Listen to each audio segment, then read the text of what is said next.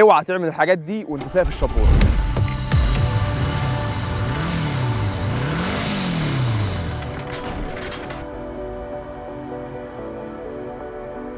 اوعى تشغل الانتظار، لان ببساطه دي الطريقه الوحيده اللي تقدر تميز بيها ما بين العربيات اللي ماشيه في الطريق عادي وما بين العربيات اللي راكنه. فلو كلنا شغلنا انتظار انا هعرف منين ان انت راكن او عندك مشكله؟ انتوا هتبقوا بالنسبه لي كلكم واحد، كلنا ماشيين مع بعض. لو عرفت ان في شبوره ما تطلعش على الطريق اصلا، حياتك اغلى يا معلم، حياتك اغلى من المشوار اللي انت رايحه او اليوم اللي هتخصم لك من الشغل. مهم جدا تمشي في نص الطريق بالظبط، بلاش ولا اقصى اليمين ولا اقصى الشمال، لان اي حد عنده مشكله هيكون راكن في الاماكن دي. مهم جدا بقى انك تمشي ورا الخطوط اللي في الارض، الخطوط المروريه هتعرفك امتى الطريق بيلف دلوقتي، امتى الطريق مستقيم. خليك صبور وبلاش تطلع من حارتك علشان تعدي اللي قدامك، هو اكيد شايف حاجه انت مش شايفها. هتشوفها امتى بقى؟ قبل ما تخبط فيها بكام ثانيه. انت هتطلع كده من حارتك تشوفها، سلام عليكم، فبلاش. ليه؟ مهم جدا بقى فوانيس الشبوره اللي انت بتنورها بالليل تعمل بيها الناس، جه وقتها دلوقتي المفروض تستخدمها، وما ينفعش ابدا تستخدم ولا النور الواطي ولا النور العالي، الاثنين هتشغلهم هيخبطوا في الشبوره، هيرجعوا في عينيك، الرؤيه هتنعدم اكتر. ومهم اكتر بقى تقفل الراديو او اي حاجه شغاله عموما وتفتح الازاز سنه بسيطه كده، علشان حاجتين مهمين جدا. اولا اي صوت هيكون حواليك هيلغوش على التركيز بتاعك، ومهم جدا تبقى ودانك مع الحاجات اللي بره، لان انت ممكن تسمع مثلا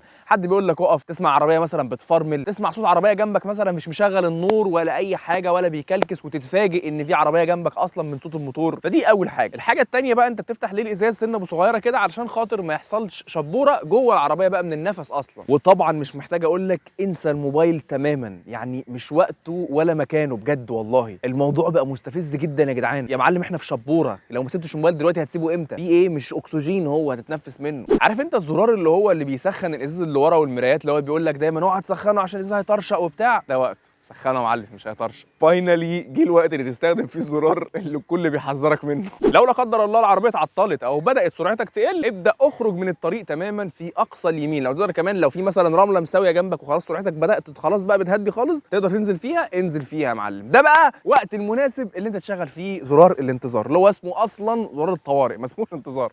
لو الطريق وقف تماما واحنا كلنا دلوقتي واقفين، حتى لو بقالنا 5 دقائق 10 دقائق وفي عربيات تانية كمان جت ورانا، خليك قاعد في عربيتك ما تنزلش منها، اربط حزامك وخلي ايرباجاتك جاهزه وامورك تمام، لان عربيتك قادره جدا تحميك بشكل انت لا تتخيله في حاله الحوادث. انت كانك حرفيا قاعد في قفص حديد بيحميك من اي حاجه خارجيه. ما تقوليش بقى اصل الطريق واقف بقالنا مثلا 10 دقائق بقالنا ساعه وخلاص والناس كتير اتكومت ورانا، حتى لو في حاجه بالعربيه مش هتوصلني. جس وات، لا قدر الله لو مثلا تريلا او حاجه مثلا شايله حموله، للاسف في احتمال كبير جدا انها توصل لك، فليه؟ خليك قاعد في عربيتك خلاص. واهم نصيحه يا جماعه في كل اللي فات ده، ان اقل من نص الناس اللي بتتفرج علينا متابعانا. يا جماعه انتوا بتهزروا، والله المحتوى حلو جدا بجد. فلو انت على فيسبوك اعمل لنا فولو، ولو انت على يوتيوب اشترك على القناه. وانا طارق عبد الله ودي المواتير بالعربي، والسلام عليكم.